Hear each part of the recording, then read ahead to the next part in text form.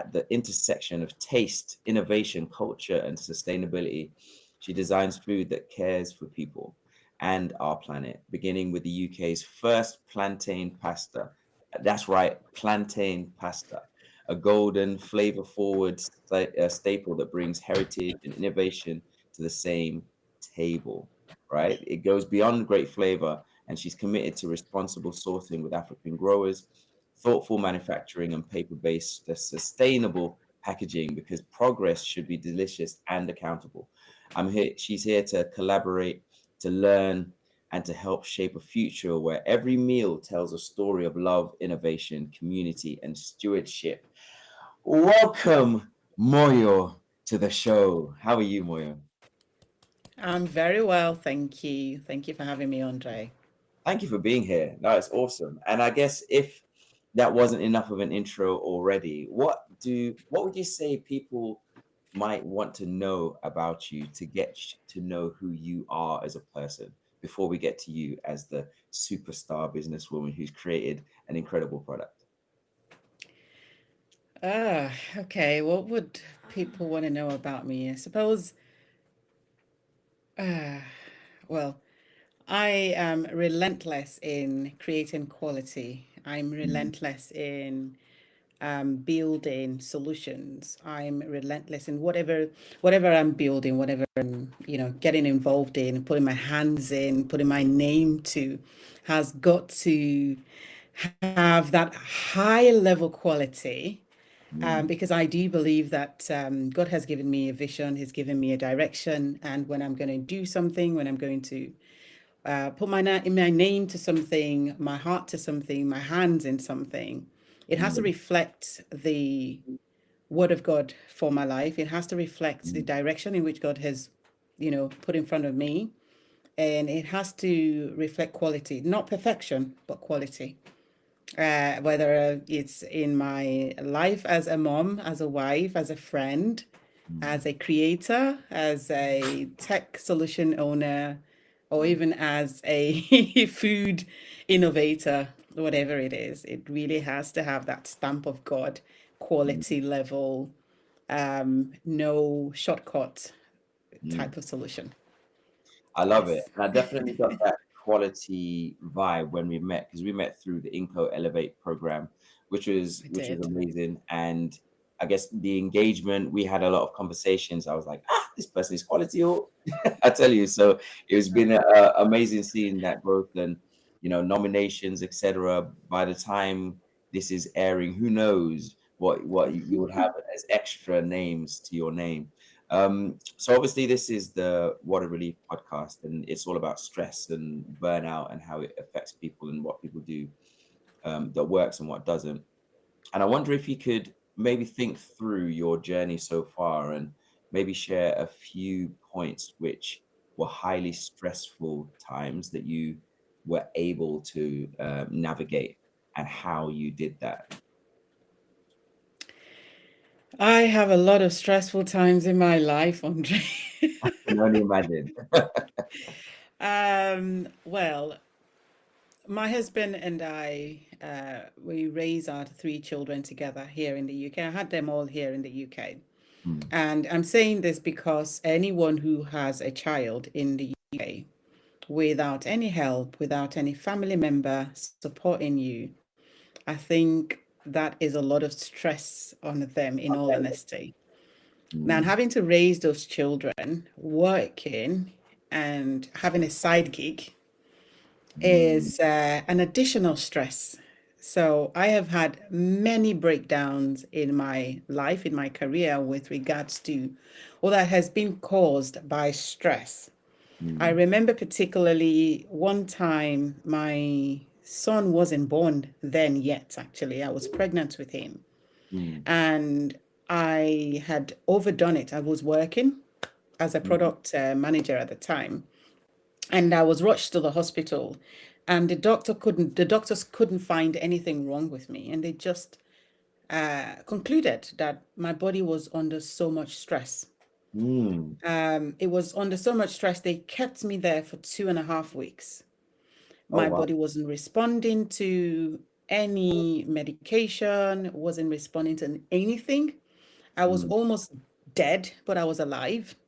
mm, And my son was fine. My husband was worried. And so they wanted to do a blood transfusion. I couldn't even speak. So my husband was saying to them, "You wouldn't be able to do a blood transfusion for whatever reason. She mm, doesn't want it. She doesn't want blood in her, anybody's blood in her system." And they said, "This is the only way she can survive."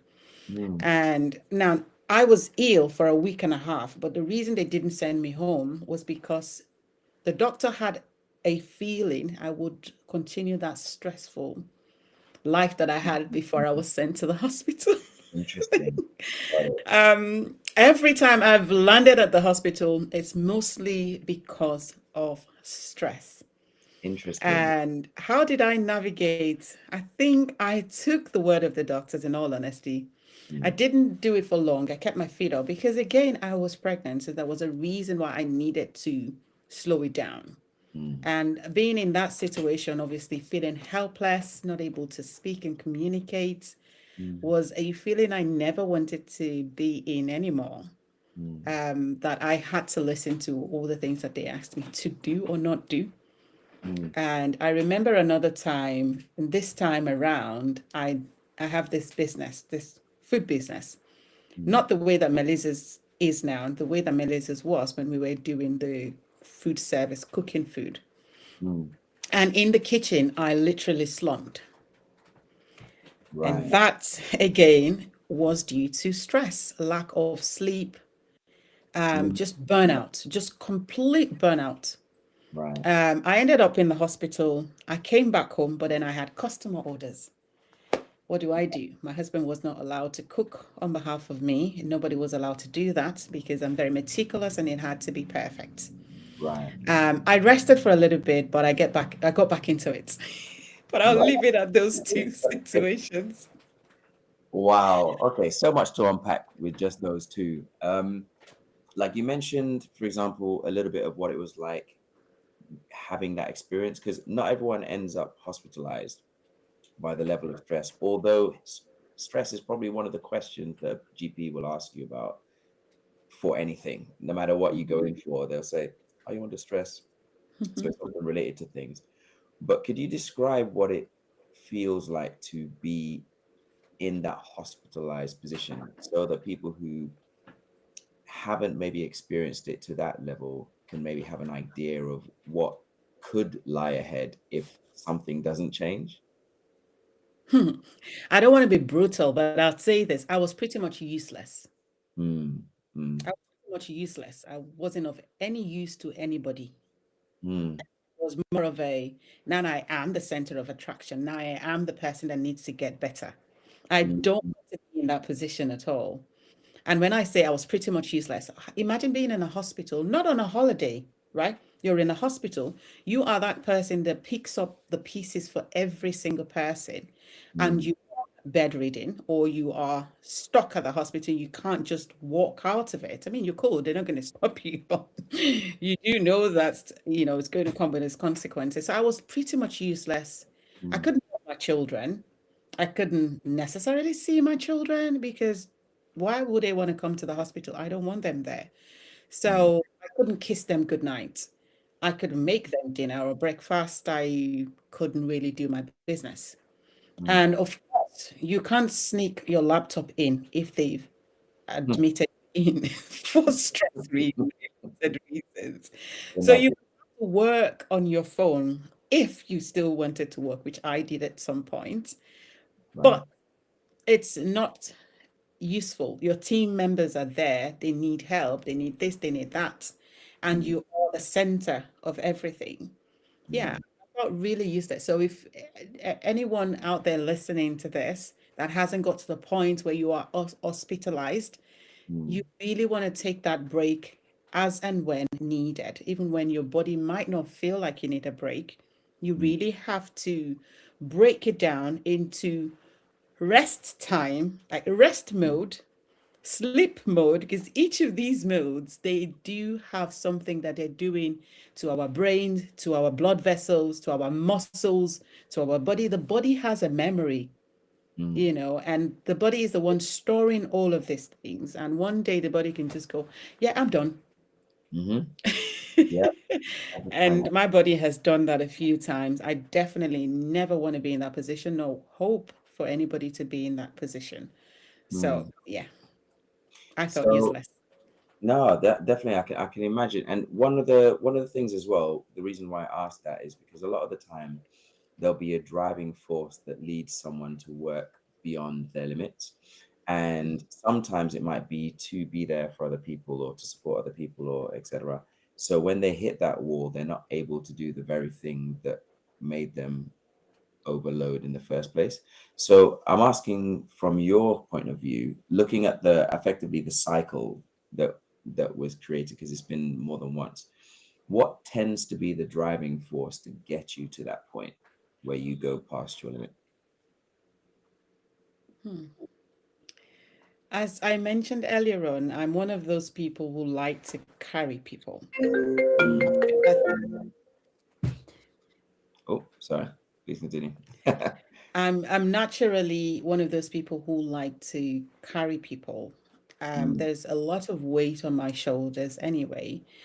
I have a very high expectation of myself, and I like to go over and beyond whatever it is that I'm doing.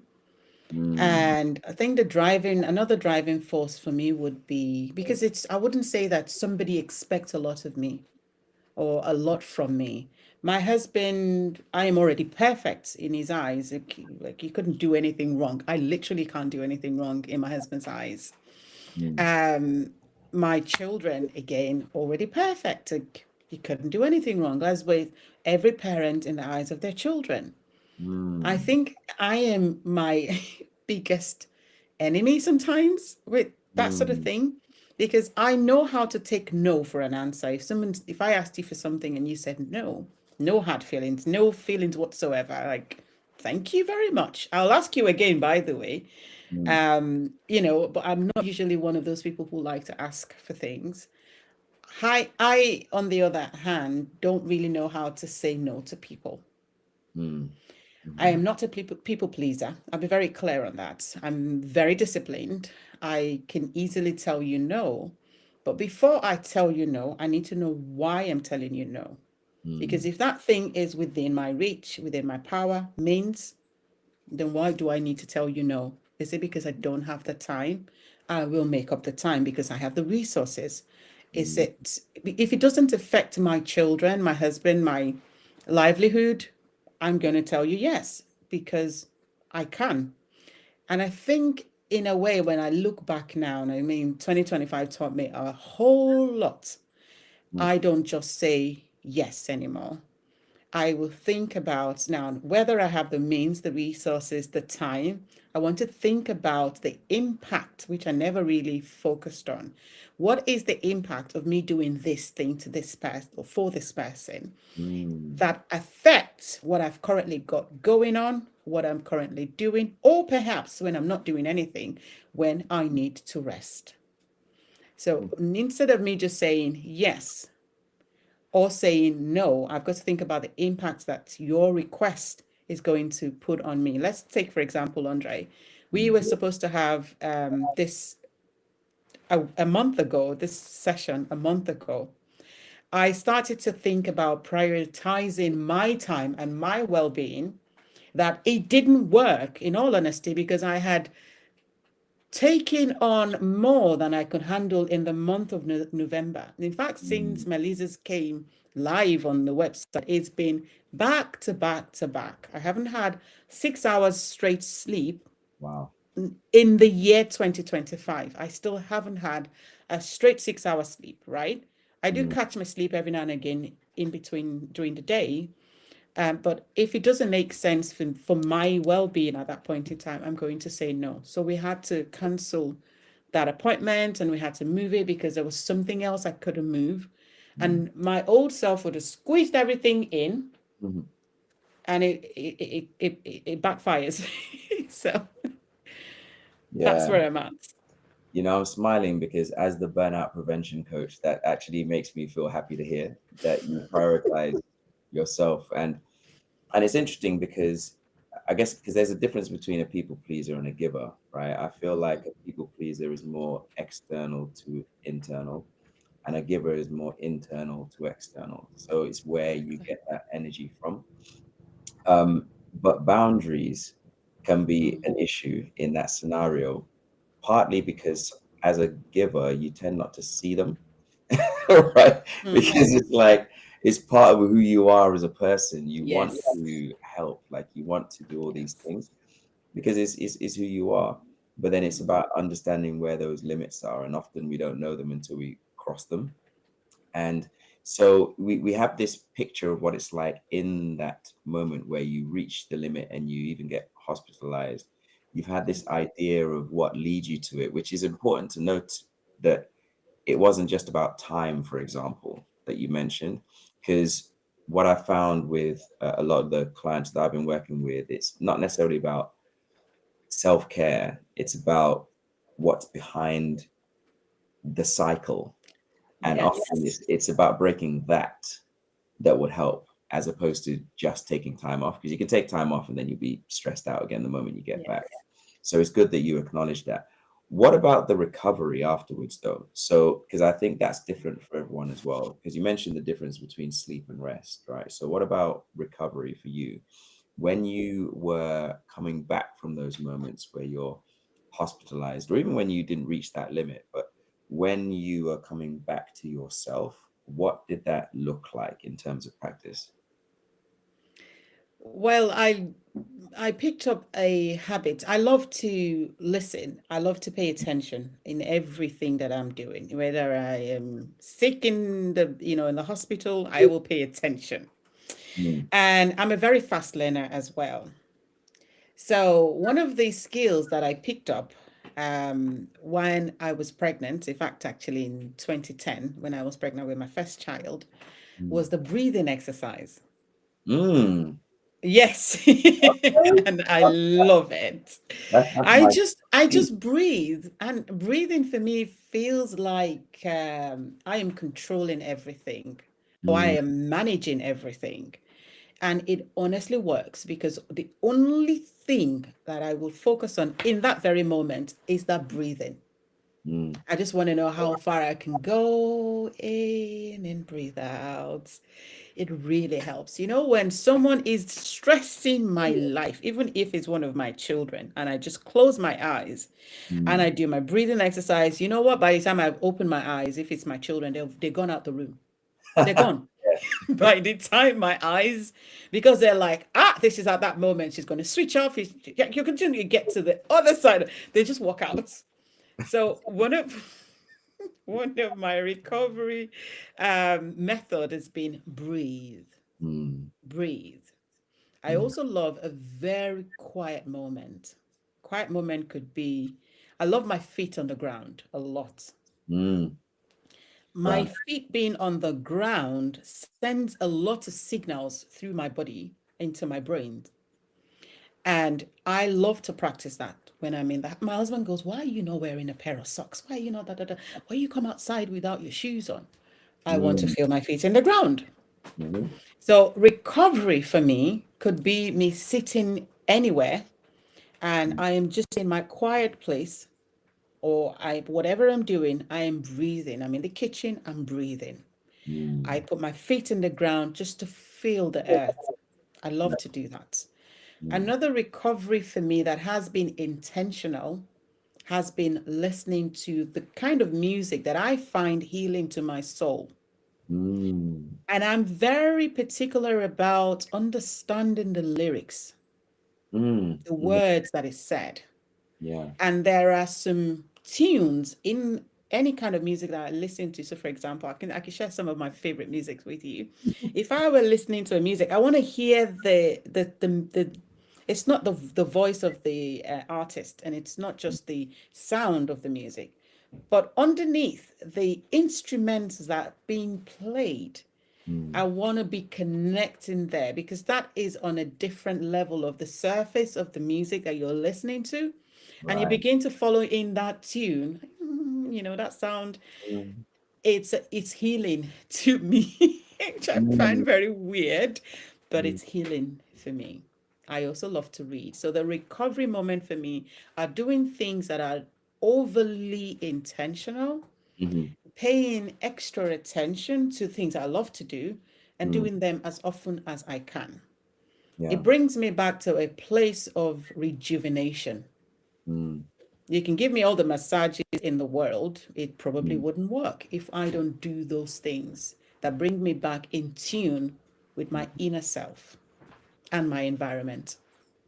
I love that. And that's one of the reasons why when I do workshops, I often ask people that question because you can go chat GPT, you can Google all these things, but not all of them will Mm, work for each individual. There'll be something that resonates with you as a human because of the experiences you had, because of your interests, because of your lifestyle that mhm. resonate with you more than others.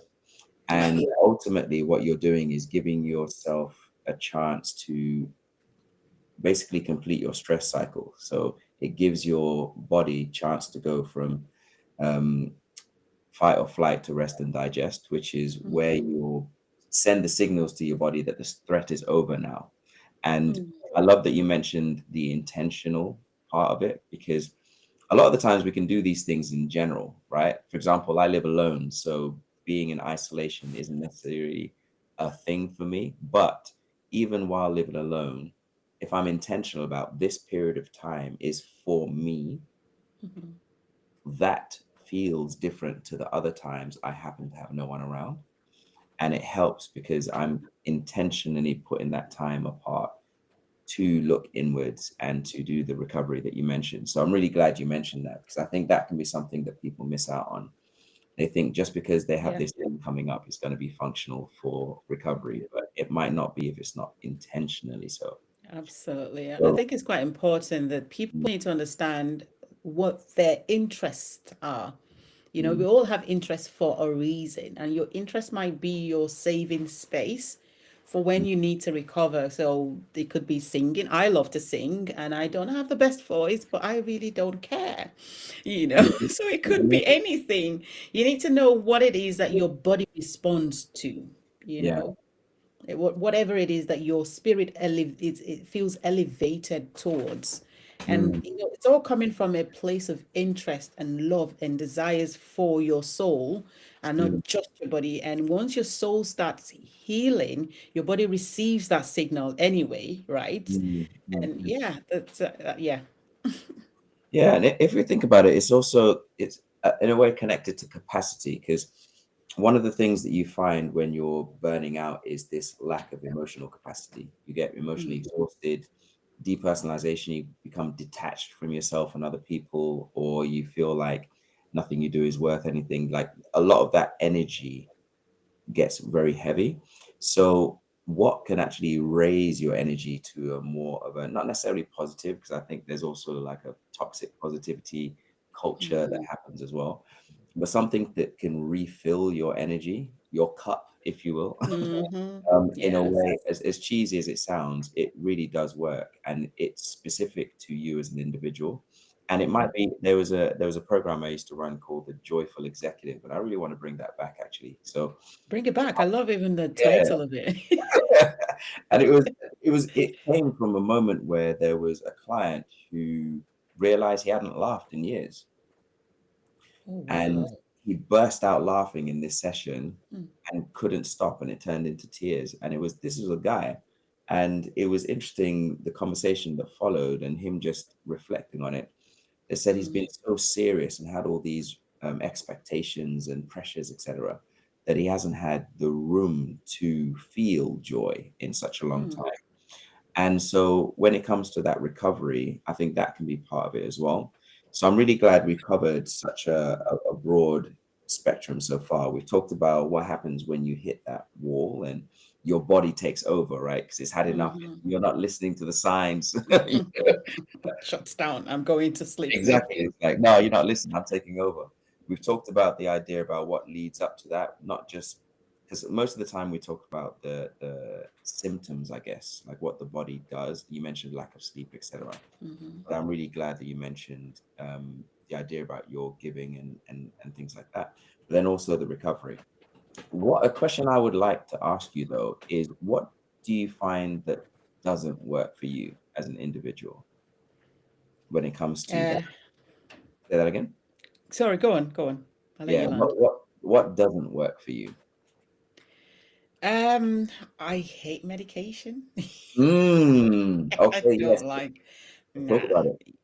Yeah, I don't like medication at all. Yeah. Like, I literally could live my life without taking medication.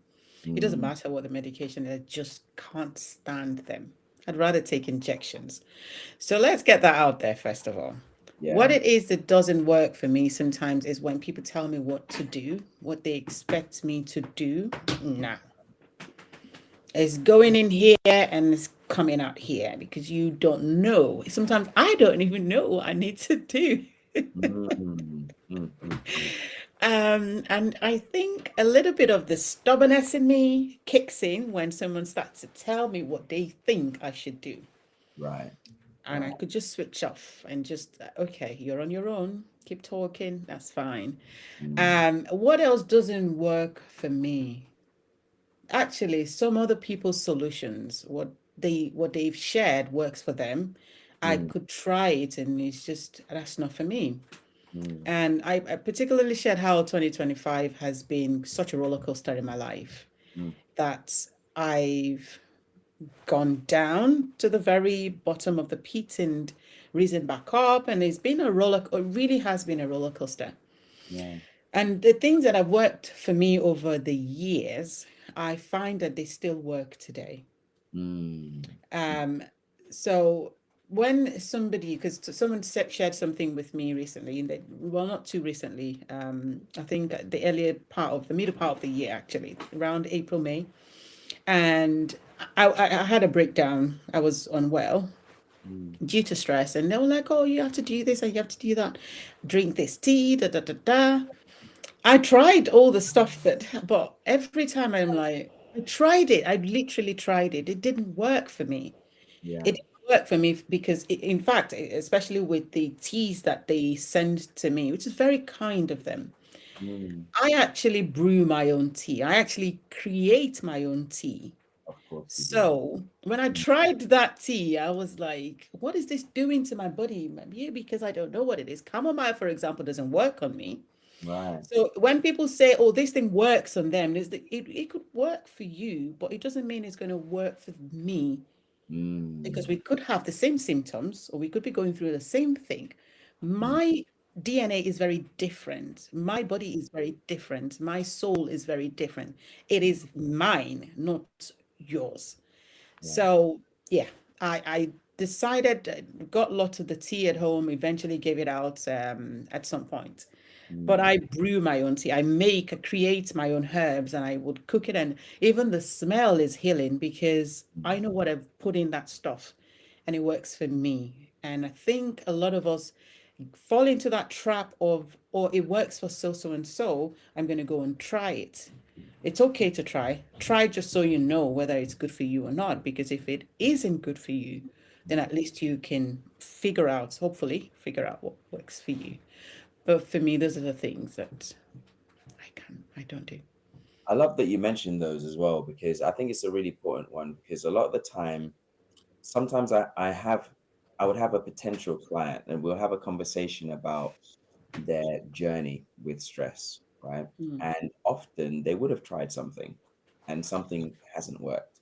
And mhm, they've gone to, again, I keep saying it just because it pops up so many times in sessions, ChatGPT, Google, all these things, and they will try it for a period of time, and for whatever reason, it doesn't work for them, and they'll be confused. Oh, but it works for so and so. mm, Why doesn't it work for me?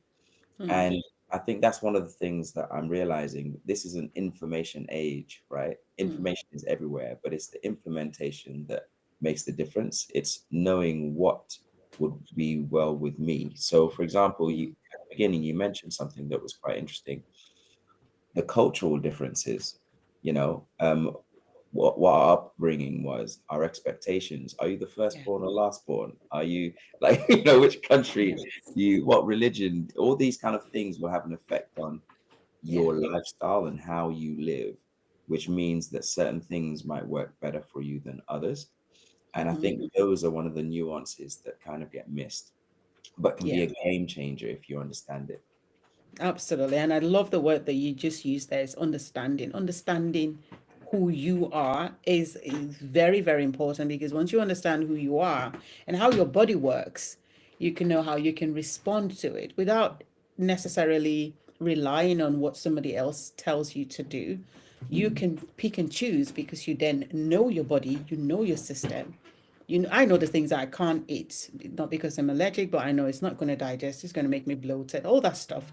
You mm, have to know your body, and it's taking the time and the intuition and the patience to learn who am I, what is this body. Our bodies change as well, you know. mm, It's just understanding who you are, what your body is saying, what type of blood do you have, what mm, type of how does your system work. I know the things that I can eat to lose weight. I know the things I can eat to gain weight because I have tried all these things. I know my body, and there's still some things I still don't know. Perhaps because some things that haven't happened to me yet. But taking that time to understand our bodies, our systems, it will be really good. Then we can know what could we do to help in that when that situation comes up. definitely. And I think that comes with intentionality as well. It's that desire to know thyself. And I think it we talk about it a lot nowadays, more than we used to maybe. But I still feel like there's room to grow in that area. And Yeah. what that really means, it's not just saying, okay, these are my triggers, but really understanding why those things are there.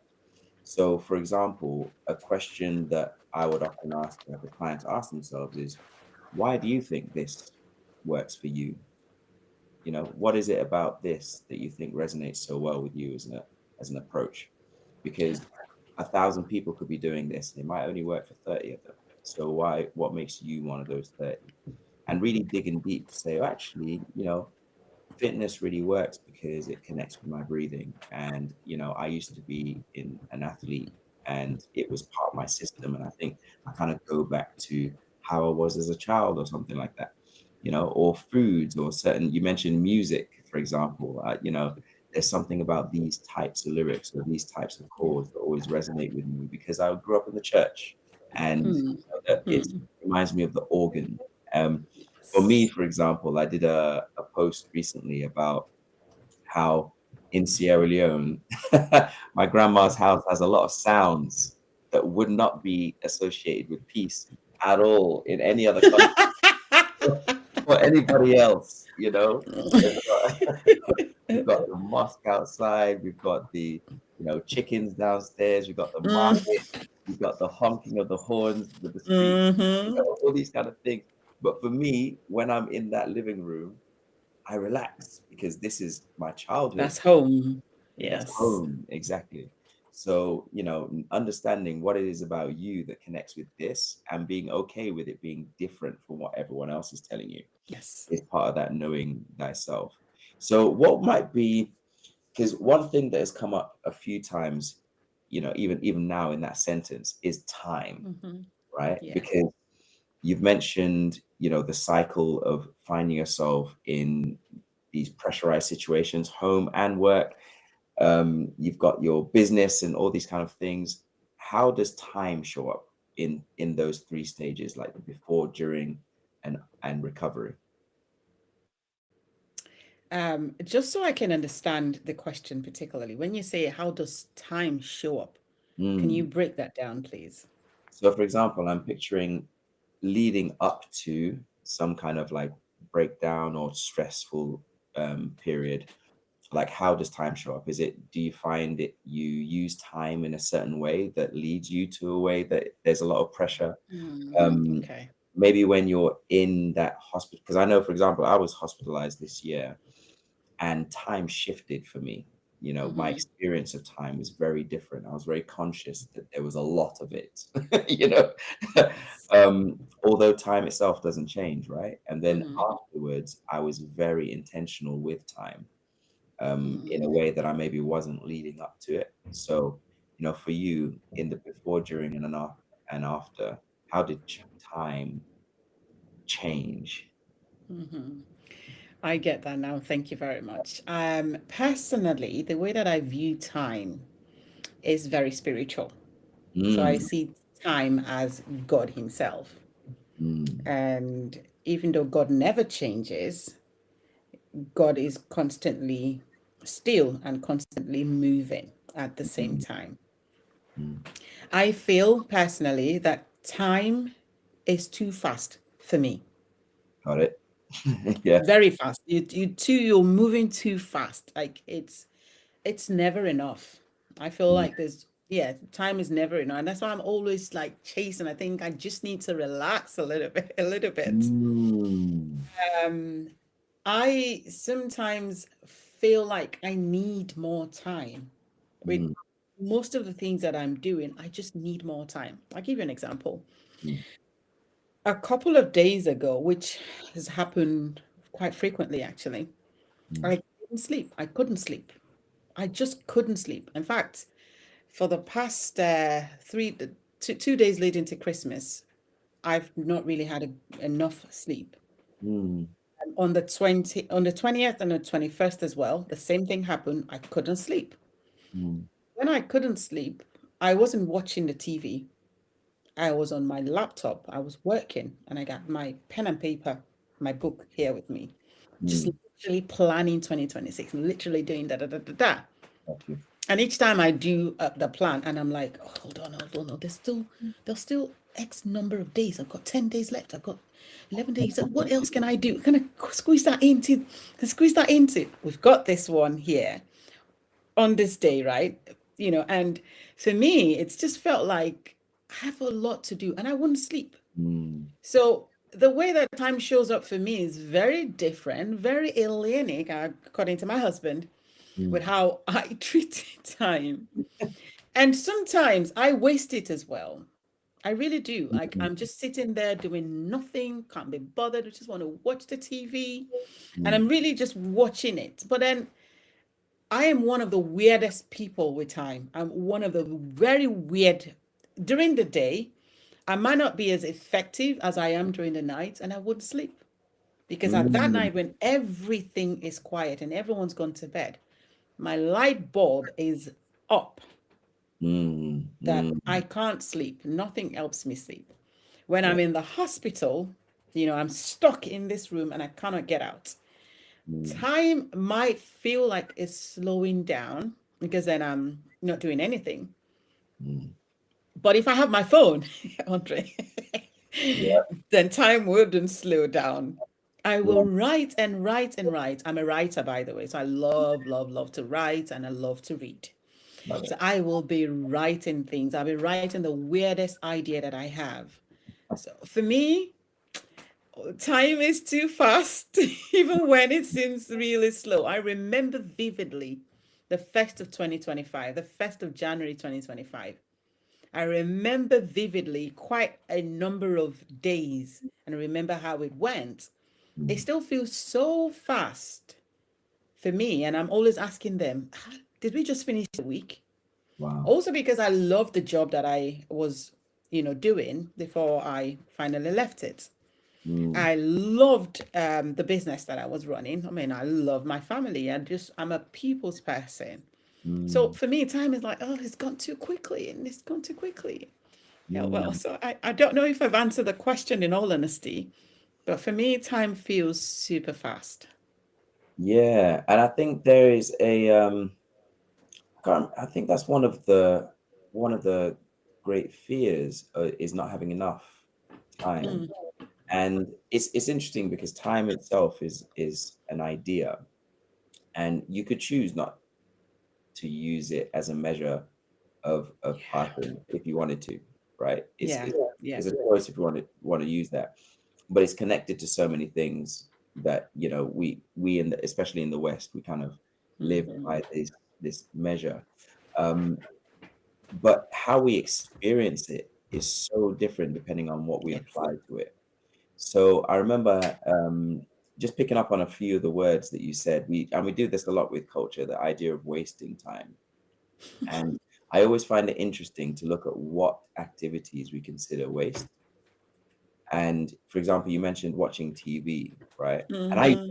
hate the idea of being on a couch potato and watching Saturday morning television or some of this brain drain stuff. until I was really stressed. And I realized Mm, actually it allows my mind to shut off because I don't have to think. mm, And not having to think give you psychological space, like bandwidth to recover actually. So there's like active and passive rest, right? So active mm, is when you're doing stuff, and passive is when you're like completely asleep kind of thing. But if you shut your physical self down, allow your mind to go, or you can shut your mind off to allow your physical to go, which is what happens when you run. And all these things we consider a waste or passing or too fast or too slow can often be mm, attached to the type of connection we have to the activity as opposed to the time mhm. itself. Like, so for example, time can be really fast or slow depending on who I'm spending it with. Exactly. True. Right. That's very true, actually. If I'm spending it with the wrong person, that hour feels like a day and a half. If I'm Yes. spending it with the right people, I could spend 3, 4 hours and feel like it was just a few minutes, and that wasn't enough. So Yes. once especially when it comes to the recovery part, I've realized I'm thinking about specific clients now, when it wasn't how much time they spent, it was how they spent it that made the Mhm. difference to how that recovery looked and how long it took to recover. And so it's something to think about. Like when you're sitting there at nighttime, because that's when you're active and you're planning out 2026 as well, is also thinking about not just is this enough for the things I want to do, but what kind of things I want to do that will make it feel like it's enough. Yeah, And that might be a absolutely. completely different approach. Yeah. Yeah, I love that very much. I think, yeah, for me, I mean, for the latter part of my years to this stage, time has felt really fast. And I agree. I think it's because of the people that I am with, even when whoever could be draining my energy, they're just not enough Mm, to fill the gap of the people that I already have in my space. So mm, they could drain my energy in that moment. It doesn't last. It doesn't last because it's not going to drag on because right. almost insignificant all by themselves. Whereas the other things and the other people here are in abundance that Mm, I don't let that drag me down and sort of keep me in that moment. I mm, will I will recover quite quickly, quite swiftly. When mm, I'm watching my TV programs as well, I'm constantly thinking, Andre, you see, mm. because I'm analyzing the movie I'm watching. Yeah. I'm like, why would you? I'm not one of those that will sit quietly and like, that's not the thing for me then. Yeah. Don't go down there. Why did this person write this story How like could you see that? that? Got you. No, I feel it. I think that's the other thing as well. Like once because you're creative for sure. I think the moment I hear someone saying they're up at night thinking about ideas, the way you described your relationship with food, the way you described your relationship with music, I'm like, yeah, this is definitely a creative. And I feel like creatives, the way we look at the world is very different as well. It can be very expansive, very spiritual. Actually, you mentioned Mhm, God a lot, and this idea of this realm of abundance you mentioned mhm. that we have access to, which can feel limiting to try and put a limit on it in a way. Yeah. Um, but I think for me, what I've had to shift is this idea of let's assume that there was enough time, Mhm. right? Just Mm. imagine that time wasn't an issue. How would I spend it? Because I feel like I, there was, what was it, 4,000 weeks or something like that. There's a book called, or 40,000 weeks, something like that. It's basically on average we live 70 something years, and it equivalates to about 40,000 weeks. And on one side, it's like, oh, it's an amazing way to like synopsize my whole life into all these things. On another side, it kind of adds a bit of pressure, which adds to the stress, right? But then once you take the idea of time out of it, forget how many weeks there is. What do I want to do? Mm. just that. What do I want to do with life? What do I want to do with now? Mm, And do that. And it feels completely different. absolutely. Absolutely. Moyo, I love that very much. I don't want to even begin. I don't want to begin to think about that idea I because I'll know. just go crazy. I'll tell you. Don't even Google it. Honestly, it's. I looked at it and I was like, the good idea just disappeared immediately. I thought, nah, this ain't for me. Mm, But Moyo, mm. as we come to the end of this, because I've had a great time speaking to you, is there anything else? What else would you like to share with people about stress that you maybe learned about from your own experience with it? I would say that stress, in a way, is a bit inevitable, but very, very preventable. Mm, We will, at some point, experience stress. It might not be a chronic one, it might not be, it can come and show up in different ways, mm, but it is definitely preventable. And it's better to prevent it than to try to solve it, because you do not know the level at which the stress has got to that it then manifests. mm, And that's why I use the word inevitable, because every time you wake up and do stuff, you are working your body in a way, you're working your mind in a way, you're working your spiritual, being, whatever it is, you're constantly working, your brain is constantly working. If you're alive, mm, you are going to go through stress. But what you can do is to put preventable measures. And I learned some of these things from you as well, Andre, in the talk that you came to give at our women's community, is yeah, to put some preventable measures in place. Understand who you are, understand your body, get to know what you like and what you don't like. Live in the moment of what you like more than what you don't like. You mm, have a choice in life to decide whom you want around you, who you want to spend your time with. Because the most important thing you can do for yourself is to give yourself the joy of now. And the joy of noun can be in many different ways. The joy of noun can be in your love life. The joy of noun can be how you interact with your children, whom you spend your time with, what you do at your leisure, what you do with work. Work could be stressful, but you could choose not to be or live in that stress, mm, because nobody can stress my life. I can tell you that, Andre. You cannot stress me. I will rebook you. And it mm, is a choice to identify when someone is coming with such a pressure and they mm, need you to fall into that pressurized state. You can choose not to. You can just choose your peace and go, okay, I hear you. I see all the chaos. I'm just going to take a moment to decide how I respond, what I say, what we do in this situation. Give me mm, time to think about it. Don't rush into the chaos with them. You mm, instead take a couple of steps back, reassess it. In fact, go and sleep. Go and get a cup of tea.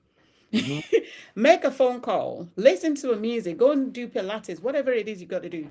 Get yourself away from any environment that's going to cause your blood pressure to elevate higher than it should, or your stress level higher. We all mm, have stress and we're all going to have it. If you're an adult, most especially, mm, it's what do you do to control how you identify, how you prevent it, how you manage it, should it, be in your space. Because sometimes you can't you can't really control. It could happen, and it could happen, let's say, to a child of yours, and it just gets you wild up. But you can take a moment. If you know how to pray, sister and brothers, pray. If you don't know how to pray, just step away from it and just go and think, remove yourself from it completely, and have sort of like an analysis of the situation. Don't let anybody force you into a response that you're going to eventually regret. I think that's what I'm going to share, because this is what I do for myself. And when I say no one's going to stress me out, I got a couple of messages this morning, and this person was absolutely, you know, The message was uncalled for. The tone was absolutely rude. I do not like rude people. And I looked at the message. I picked out the core of the message. I responded to the core of the message. I left the tone where it was and I moved on. And when they tried to get a response out of me, I just said to them, I'm busy at the moment. I will come back to you when I am ready. I've given you XYZ response that answers the core of the message, and I've just walked away. And that could have been such a dramatic space that I don't need. Again, they are not my child. They are not my husband. They are not the significant part of my life. And I'm going to protect my peace and my space that you're not going to stress me out. So that's what I'm going to share, and I'm going to leave it at that. And I really hope that they can connect with you as well, because I know you've got some really great tips to share. Thank you so much, Moyo. And it's that part that you just mentioned, just to round that up, is so important, because we can often feel like other people are making us feel a certain way. When, if we think about it, if there are 12 people who experience the same thing, we all respond differently, which means it's not about the thing, it's about how we respond to the thing. Yes. And if we can that's actually the only thing we can control. And if we learn to control that, we can come out of victim scenario and actually find things that we can do to manage those scenarios, and feel completely different when we do it. You know, the joy of knowing the power, the power of knowing someone can say something or do something and I don't have to receive it is incredible. So thank you so much, Moya. I know that's going to be powerful for a lot of people listening to this. How can people get in touch with you and learn some more, and maybe buy some plantain pasta? Please buy some plantain pasta. Andrea wants to say, first of all, this has been amazing. I've enjoyed every single time I've spent with you. And I'd love to do this again, in all honesty. I really appreciate being here today, Andre. Thank you very much for having me. You can purchase our plantain pasta on our website at www.melizas, which is melizas.com. Again, that's www.melizas.com. You can also follow us on LinkedIn, Melizas UK, all one word, and the same as well on Instagram and TikTok. And for me, Moyo Ogunmiloro, I am on LinkedIn as Moyo Ogunmiloro. Amazing. Thank you so much. And that's a wrap. There we go. Done. So now what we'll do, we'll record that intro. And so all you would say is, hi, this is Moyo talking to Andre on the What a Relief podcast. We talked about 1, 2, and 3. I hope you enjoyed the show. Okay, let me just get that thoughts together. Yeah, sure. No problem. We covered a lot of ground. We did, indeed.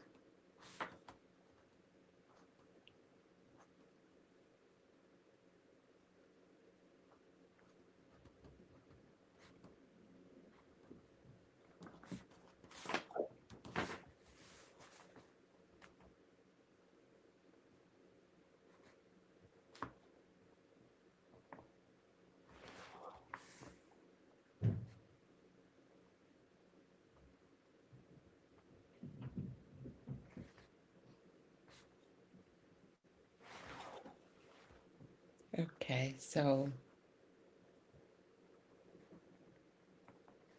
and it's what a relief.